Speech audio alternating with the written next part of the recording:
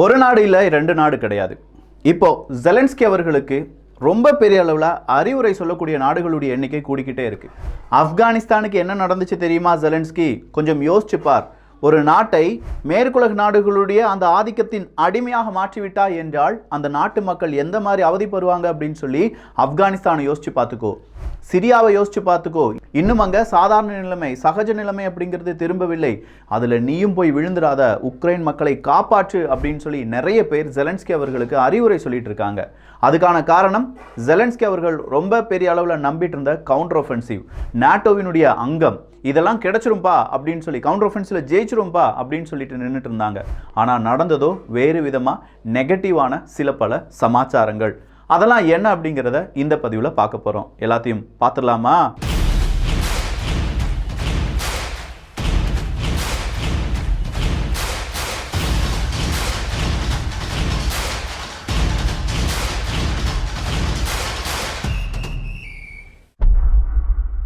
First நம்ம இந்த counter offensive அப்படிங்கிறதுலேருந்தே start பண்ணலாம். கவுண்டர் ஒஃபென்சிவை சீக்கிரமாக எங்களுக்கு செய்யணும் அப்படின்னு சொல்லி ஜெலன்ஸ்கி அவர்கள் செய்யலை. கிட்டத்தட்ட 8-9 மாதங்கள் வெயிட் பண்ணி அடி வாங்கினாலும் பரவாயில்லை, பல இடங்களை இழந்தாலும் பரவாயில்லை அப்படின்னு சொல்லி தான் கவுண்டர் ஒஃபென்சிவை ஸ்டார்ட் பண்ணாங்க. அப்படி ஸ்டார்ட் பண்ணும்போதே நிறைய ஸ்டாக் பீல்ஸ் அப்படிங்கிறதும், டேங்குகள் அப்படிங்கிறதும், புதுவிதமான குண்டுகள் அப்படிங்கிறதையும் அவங்க என்ன செய்ய ஆரம்பித்தாங்க? சேகரிக்க ஆரம்பித்தாங்க. அப்படி சேகரித்த இந்த மாதிரியான டேங்குகள், இதை பீரங்கி குண்டுகள், இதெல்லாம் வச்சு தான் அவங்களுடைய கவுண்டர் ஒஃபென்சிவ் அப்படிங்கிறத ஸ்டார்ட் பண்ணாங்க. ஆனால் ஒரு கட்டத்துக்கு மேலே கவுண்டர் ஒஃபென்சிவ் அவங்க நினச்ச மாதிரி ஸ்பீடில் போகலை. ஸோ எகெயின் இந்த கவுண்டர் ஒஃபென்சிவை சக்ஸஸ்ஃபுல்லாக கொண்டு போகணும்னா எனக்கு F-16 தேவைப்படும் அப்படின்னு சொன்னாங்க. இன்றைக்கும் F-16 அந்த ட்ரைனிங் கூட ஸ்டார்ட் ஆகலை அப்படிங்கிற உண்மையை நாம் புரிந்து கொள்ள வேண்டும். ஸோ அப்படி இருக்கும் நேரத்தில் இன்னைக்கு ஜெலன்ஸ்கி அவர்கள் சொல்லியிருக்காங்க, எஸ், ஈஸ்ட் சைடு நாங்கள் கவுண்டர் ஒஃபென்சிவ் கொடுக்க ட்ரை பண்ணோம், ஆனால் நாங்கள் நினச்ச மாதிரி இராணுவ வீரர்கள் ரொம்ப சுலபமாக முன்னோக்கி செல்ல முடியவில்லை. இதுக்கான காரணத்தை நாங்கள் தேடிட்டு இருந்தோம்னா அது கண்டிப்பாக எங்களுக்கு தேவையான ஆயுதங்கள் சரியாக கிடைக்கல அப்படிங்கிறது தான். இந்த ஆயுதங்கள் கிடைக்கல அப்படிங்கிற பெயரில் இப்போ என்ன செய்ய போகிறாங்க அப்படின்னா, அமெரிக்காட்டிலிருந்து கிளஸ்டர் பாம்புகளை வாங்கிட்டாங்க. அந்த கிளஸ்டர் பாம்புகளை இப்போது பயன்படுத்த போகிறாங்க அப்படிங்கிறதான். அதுக்கு முன்னாடி புட்டின் அவர்கள் என்னெல்லாம் சொல்லியிருக்காரு அப்படிங்கிற வீடியோவை இதோ உங்களுடன் இணைத்திருக்கிறேன். Дефицит боеприпасов вообще. Напомню, что украинская армия тратит за сутки боевых действий там до 5-6 тысяч, скажем, снарядов 155-го калибра. புட்டின் அவர்கள் சொல்றாங்க, கிட்டத்தட்ட நாளொன்றுக்கு 5000-லிருந்து 6000 ஷெல்ஸ் அப்படிங்கிறத உக்ரைன் பயன்படுத்தி வருகிறது. ஒரு மாதத்திலேயே அமெரிக்காவில் 15000 மட்டும்தான் ஷெல்ஸை ப்ரொடியூஸ் பண்ண முடியும். அதனால தான் அவங்க என்ன செய்கிறாங்க? கிளஸ்டர் மியூனிஷன்ஸை இவங்களுக்கு, உக்ரைனுக்கு கொடுக்குறாங்க. ஆனால் ஒரு விஷயத்தை அவங்க மறந்துட்டாங்க, எங்ககிட்டையும் எல்லா டைப் கிளஸ்டர் பாம்ஸ் அப்படிங்கிறது இருக்குது. நான் முதலே சொன்ன மாதிரி கிளஸ்டர் குண்டுகள் சாதாரண ஒரு கொத்து குண்டுகள் அப்படிங்கிறது மட்டும் கிடையாது. ஒரு ஷெல் இருக்கும், ஷெல்லுக்குள்ளே நிறைய குட்டி குட்டி குண்டுகள் இருக்கும். ஒரு ஷெல் அப்படியே ஒன்று அது ஃபைட்டர் ஜெட்டில் இருந்தோ இல்லாட்டி வேறு ஏதாவது விமானங்கள் வழியாக ஏவப்படும், கீழே போட்டுருவாங்க. அப்படி கீழே போடும்போது அதில் ஒரு ஃபியூஸ் இருக்கும். அந்த ஃபியூஸ் வெடிக்கும் போது இந்த ஷெல் அப்படிங்கிறது ஓப்பன் ஆகும். ஓப்பன் ஆனோடனே குட்டி குட்டி குண்டுகள் அப்படிங்கிறது பல இடங்களில் கீழே விழும். சரி, இதை ஏதாவது ஏர் டிஃபென்ஸ் சிஸ்டம் வச்சு தடுத்தலாமா அப்படின்னு சொல்லி பார்த்தா, ஏர் டிஃபென்ஸ் சிஸ்டம் பட்டாலும் இந்த ஷெல்லுக்கு தான் பிரச்சனை வருமே தவிர அதுக்குள்ளே இருக்கக்கூடிய குண்டுகளுக்கு கிடையாது.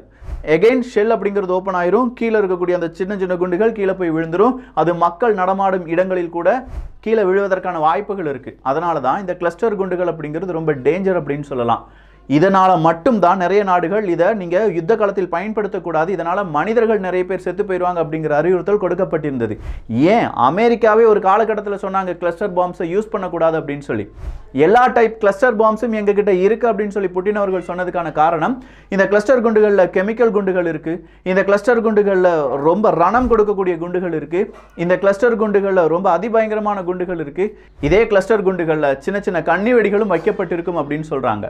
ஸோ இந்த மாதிரியான கிளஸ்டர் குண்டுகளை நீங்கள் பயன்படுத்தினீங்கன்னா அதே கிளஸ்டர் குண்டுகளை நாங்களும் பயன்படுத்துவோம், எங்ககிட்டையும் இருக்குது, அதனால் பி கேர்ஃபுல் அப்படிங்கிற ஒரு வாசகத்தை சொல்லியிருக்கிறார். ஸோ கிளஸ்டர் குண்டுகள் தான் இப்போ பெரிய அளவில் பாதிப்பை ஏற்படுத்தக்கூடிய குண்டுகளாக இருந்தது என்றால், சப்போஸ் இந்த கிளஸ்டர் குண்டுகளை நாங்கள் நியூக்ளியர் குண்டுகளாகவும் நினைத்துக் கொள்வோம் அப்படிங்கிற ஒரு அறிவுறுத்தலும் கொடுக்கப்பட்டிருக்கிறது. என்ன வேணாலும் செஞ்சுக்கோ, என் நாட்டை நீ அழிப்பதற்கு இந்த உலகத்தில் பேட்டில் ஃபீல்டில் பயன்படுத்தக்கூடாது அப்படின்னு சொல்லி இவ்வளோ நாள் நீங்கள் சொல்லிட்டு இருந்த குண்டுகளை எங்கள் நாட்டுக்கு எதிராக நீங்கள் பயன்படுத்தும் போது ஏன் நாங்கள் அணு ஆயுதத்தை பயன்படுத்தக்கூடாது? இன்னும் அந்த ஒரு வார்த்தை மட்டும்தான் வரல. அணு ஆயுதம், டாக்டிக்கல் நியூக்ளியர் வெப்பன் அப்படின்னு சொல்றதெல்லாம் பெலரஸ் பக்கமாக வைக்கப்பட்டு விட்டது. அந்த பெலரஸ் டாக்டிக்கல் நியூக்ளியர் வெப்பனை பாதுகாப்பதற்காக யாரையும் கொண்டு போயிட்டாங்க? வேக்னார் குரூப்பையும் கொண்டு போயிட்டாங்க. வேக்னார் வெர்ஷன் 2.0 யார் உருவாக்கிட்டு இருக்காங்க? ரஷ்யா உருவாக்கிட்டு இருக்காங்க. இது எல்லாமே நம்ம அப்டேட்ல பார்த்துட்டு தான் இருக்கோம். ஸோ இப்போ டாக்டிக்கல் நியூக்ளியர் வெப்பன் அப்படிங்கிறது ரெடி. அதை பாதுகாப்பதற்கான வேக்னார் குரூப் கிளஸ்டர் குண்டுகளை போட்டாங்கன்னா அடுத்த கட்ட தாக்குதல் அப்படிங்கிறது தயாராகி விட்டது.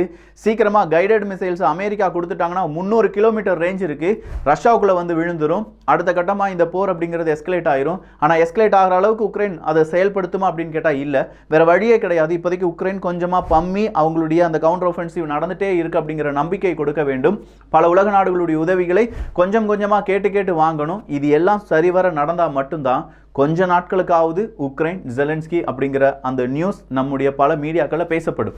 அப்படி இல்லையா ரஷ்யா ஜெயிச்சிட்டாங்கடா அப்படின்னு சொல்லிட்டு விட்டுருவாங்க. ஆனால் ரஷ்யா ஜெயிக்கவே கூடாது அப்படின்னு சொல்லி 60 நாடுகள் ஒன்றிணைந்து இதை பெரிய அளவில் யுத்தமாக மாற்றிக்கொண்டிருக்கிறார்கள். அதுதான் இங்கே சிக்கல். இந்த 60 நாடுகளும் அவங்களுடைய ஈகோ கிளாஷ் உள்ள வந்துருச்சு, அவங்க இவ்வளோ நாள் செலவழிச்ச பணம் உள்ள வந்துருச்சு, அவங்களுடைய அரசியல் வாழ்க்கை உள்ள வந்துருச்சு, அவங்களுடைய லாபம் உள்ள வந்துருச்சு. எல்லாமே ரஷ்யா ஜெயித்து விட்டது என்றால் தவிடு பொடி ஆகிவிடும். அவங்களுடைய கனவுகள், அவங்களுடைய எதிர்காலம், அவங்களுடைய அரசியல் வாழ்க்கை, அவங்க இவ்வளோ நாள் சம்பாதிச்சு வச்ச பேர் புகழ், இது எல்லாமே அஸ்தமனம் ஆகிவிடும் அப்படிங்கிறது அங்கே இருக்கக்கூடிய அரசியல்வாதிகளுக்கு தெரியும். அதனாலேயோ என்னவோ பைடன் அவர்களிலிருந்து பிரான்சினுடைய மேக்ரோன் அவர்கள் வர இப்போது ரஷ்யாவுக்கு எதிராக கொஞ்சம் கொஞ்சமாக ஏதாவது செஞ்சிட முடியாதா அப்படின்னு சொல்லி யோசிச்சுட்டு இருக்காங்க. இன்னைக்கு ஜெர்மனியுடைய சான்சலர் அவர்கள் சொல்றாங்க, எஸ் கிளஸ்டர் குண்டுகளை அமெரிக்கா கொடுத்துருக்காங்க, அவங்க கிட்ட வேற குண்டுகள் எதுவுமே இல்லை அப்படின்னு சொல்லி கொடுத்துருக்காங்க. ஆனால் அது முக்கியமான ஒரு தருணமாக பார்க்கப்படுகிறது. அது இந்த நேரத்தில் கிளஸ்டர் குண்டுகள் கிடைக்கவில்லை என்றால் நிச்சயமா அது உக்ரைனுக்கு பெரிய பாதிப்பை ஏற்படுத்தும். எனவே கிளஸ்டர் குண்டுகளை கொடுப்பதில் எனக்கு உடன்பாடு இல்லைனாலும் வேற வழி கிடையாது. அப்படின்னா அமெரிக்காவினுடைய நேஷனல் செக்யூரிட்டி அட்வைசர் என்ன சொல்லியிருக்காரு? எங்க கிட்ட ஆயுதங்கள் இல்லை, எங்க கிட்ட போதுமான அளவுக்கு அம்யூனிஷன்ஸ் இல்லை, அதனால நாங்க இனிமே உக்ரைனுக்கு கொடுக்கக்கூடிய குண்டுகளை கொஞ்சம் கம்மி பண்ணிக்கலாம். கிளஸ்டர் குண்டுகளை பத்தி சொல்லல, நார்மல் ஷெல்ஸ் அப்படிங்கிறதெல்லாம் கம்மி பண்ணலாம் அப்படிங்கிற முடிவில் இருப்பதாக சொல்லுகிறார்கள். ஸோ ஓவராலா இந்த கிளஸ்டர் குண்டுகள் இப்போதைக்கு எங்ககிட்ட எந்த விதமான குண்டுகளும் இல்லை அப்படின்னு சொல்ற அமெரிக்காவினுடைய அந்த ஒரு செய்தி, இதன் அடிப்படையில் உக்ரைனுக்கான கவுண்டர் ஒஃபென்சிவ் தோல்விதான். நேரா புட்டின் அவர்கள் சொல்றாங்க, கவுண்டர் ஒஃபென்சிவ் ஃபெயில் ஆயிருச்சு, எங்களை எதிர்ப்பதற்காக உக்ரைன் நடத்திய மிகப்பெரிய ஒரு கவுண்டர் ஒஃபென்சிவ் எல்லாமே ஃபெயில் ஆயிருச்சு அப்படின்னு சொல்றாங்க. மேரிபோல் சிட்டிக்குள்ள இன்னைக்கு தாக்குதல் நடத்தியிருக்காங்க உக்ரைன் அப்படிங்கிற ஒரு தகவலும் வெளியாகி இருக்கிறது. மேரிபோல் ரஷ்யாவின் கீழ் இருந்து ரஷ்யா அங்க நிறைய மக்களுக்காக பெரிய பில்டிங்ஸ், ஸ்கூல்ஸ், காலேஜஸ் எல்லாமே கட்டி கொடுத்துட்டாங்க அப்படிங்கிற ஒரு தகவலும் வெளியானது. அப்படிப்பட்ட மேரிபோல இன்னைக்கு சின்ன ஒரு தாக்குதலை நடத்தி பார்த்திருக்காங்க. அதுக்கு பதிலடியா ரஷ்யாவும் பெரிய அளவு தாக்குதலை நடத்தியிருக்காங்க அப்படிங்கிற இன்ஃபர்மேஷன் வெளியாகி இருக்கிறது. கிரீமியாவின் மீது ட்ரோன் அட்டாக் செய்ய முயற்சித்த உக்ரைனுடைய அந்த ஒரு கனவு வீழ்த்தப்பட்டு விட்டது அப்படிங்கிற ஒரு தகவலை இன்றைக்கு ரஷ்யாவினுடைய ராணுவ வீரர்கள் குறிப்பிட்டிருக்கிறார்கள். யூகேனுடைய இன்டெலிஜென்ஸ் ரிப்போர்ட் உக்ரைனுக்கு மீண்டும் எந்த விதமான முன்னேற்றமும் இல்லை அப்படிங்கிற டைரக்ட் ரிப்போர்ட்டை கொடுக்க ஆரம்பிச்சிருக்காங்க. அடுத்ததா தானிய ஏற்றுமதி. தானிய ஏற்றுமதி நடக்கணுமா வேண்டாமா அப்படிங்கிறத முடிவு பண்ண வேண்டியது உக்ரைன் தான், நாங்க கிடையாது. எங்களுக்கு நாங்க கேட்ட உரிமைகள் எங்களுக்கு கிடைக்க வேண்டும், அப்படி இல்லைன்னா தானிய ஏற்றுமதி எங்களால் எதுவுமே செய்ய முடியாது. அதை நீங்க என்ன செஞ்சுக்கோங்க, உக்ரைன் கூட பேச்சுவார்த்தை நடத்தி முடிச்சுக்கோங்க. தானிய ஏற்றுமதி நடப்பதும் நடக்காமல் இருப்பதும் உங்க கையில தான் இருக்கு அப்படின்னு சொல்லி ரஷ்யா சொல்லிவிட்டது. பிரான்சினுடைய அதிபர் மேக்ரோன் அவர்கள் ரஷ்யாவுக்கு எதிராக சின்ன சின்ன செயல்பாடுகளை செய்யும் போது பிரான்சினுடைய ஒரு நிறுவனம் ரஷ்யால பெரிய அளவுல கோலாச்சு இருந்தது. அந்த நிறுவனத்தை இன்னைக்கு ரஷ்யா என்ன செஞ்சிட்டாங்க, அவங்களுடைய அரசுடைமையா மாத்திட்டாங்க.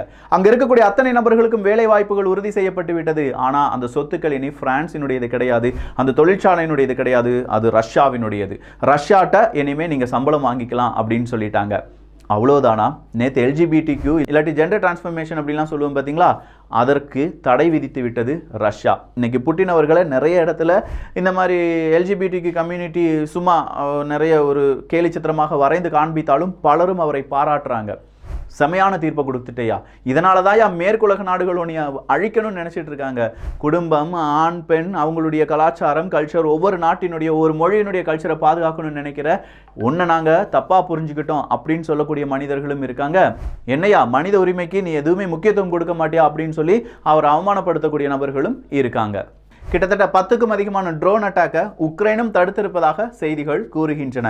ஸோ அங்கே ஒரு 10 ட்ரோன் அட்டாக்கை நாங்கள் தடுத்துட்டோம்னு சொல்கிறாங்க, இங்கே ஒரு 10 ட்ரோன் அட்டாக்கை தடுத்துட்டோம் அப்படின்னு சொல்கிறாங்க. ஸோ கிளஸ்டர் மியூனிஷன்ஸ் இல்லாட்டி கிளஸ்டர் பாம்ஸ் அப்படிங்கிறது பெரிய பேசு பொருளாக மாறிட்டு இருக்கு. இன்னும் ஒரு வாரத்துக்குள்ள இந்த கிளஸ்டர் குண்டுகளை ஏதோ ஒரு நாடு பயன்படுத்த போகிறாங்க. அப்படி பயன்படுத்திய பிறகு இந்த போர்க்களத்தில் வேறு விதமான குண்டுகளும் ஒருவேளை கெமிக்கல் குண்டுகளும் வீசப்படலாம். இதுவரையிலும் இந்த உலகத்தில் கெமிக்கல் குண்டுகள் அப்படின்னு சொல்லும்போது நிறைய போரை நம்ம பார்த்துருப்போம். வியட்நாம் யுத்தம்லாம் பார்த்துருப்போம். அதில் ஒரு குழந்தை ஓடி வர்ற மாதிரியான புகைப்படம்லாம் நம்ம கண்ணில் இன்னும் மறைந்திருக்காது அப்படின்னு நான் நம்புகிறேன். அதே மாதிரியான நிலைமை இந்த பூமிக்கு இன்னொரு முறை வேண்டுமா அப்படின்னு சொல்லி யோசிச்சு பார்த்தா வேண்டவே வேண்டாம் தான் நம்ம சொல்லுவோம். ஆனால் மேற்குலக நாடுகள் இது அப்படி சும்மா விட்டுருவாங்களா? உக்ரைனை மறுபடியும் கொம்பு சீவி விட்டுட்டு இருக்காங்களே. கிளஸ்டர் குண்டுகளை எவனாவது கொடுப்பானா? அமெரிக்காவை தவிர வேற யாராவது கொடுத்துருந்தாங்கன்னா, இல்லை இதை ரஷ்யா நான் இன்னொரு நாட்டுக்கு கொடுக்குறேன், நான் பயன்படுத்த போறேன்னு சொல்லியிருந்தா இன்னைக்கு எத்தனை ஊடகங்கள் அதை பற்றி பெரிதாக விவாதம் நடத்தியிருப்பார்கள்? ஊடகம் பொய் சொல்கிறது. நல்லது எது கெட்டது எது அப்படிங்கிறத நீங்களே புரிந்து கொள்ளுங்கள். அணு ஆயுதம் வீசப்படுவது எந்த அளவுக்கு குற்றமோ அதே அளவுக்கு குற்றம் தான் இந்த கொத்து குண்டுகள் அப்படின்னு சொல்றது. இலங்கையிலிருந்து யாராவது ஒரு நபர் உங்களுடைய நண்பராகவோ உறவுகளாகவோ இருந்தார்கள் என்றால் அவங்க கிட்ட கேளுங்க, கொத்து குண்டுகளால் மாண்டு போன உயிர்கள் எத்தனை எத்தனை, அதனால் ஏற்பட்ட காயங்கள் வடுக்கள் எத்தனை எத்தனை அப்படிங்கிறத அவங்க கதையாக சொல்லுவாங்க. ஆனால் அது கதை கிடையாது, ரணத்தின் உச்சம் அப்படின்னு சொல்லலாம். ஸோ ஓவராலாக கிளஸ்டர் குண்டுகள் தான் இனி இந்த போரை மாற்றி அமைக்கப் போகிறது. அது என்ன அப்படிங்கிறத அடுத்த பகுதியில் பார்க்கலாம். ஸோ இந்த பதிவை பற்றிய உங்களுடைய கருத்துக்கள் இங்கே வரவேற்கப்படுகின்றன. எல்லோரும் வியூகத்தில், தமிழ் வியூகத்தில் இணைந்திருங்கள். நல்லதை பகிர்ந்து நல்ல சமுதாயத்தை உருவாக்குவோம். நன்றி, வணக்கம்.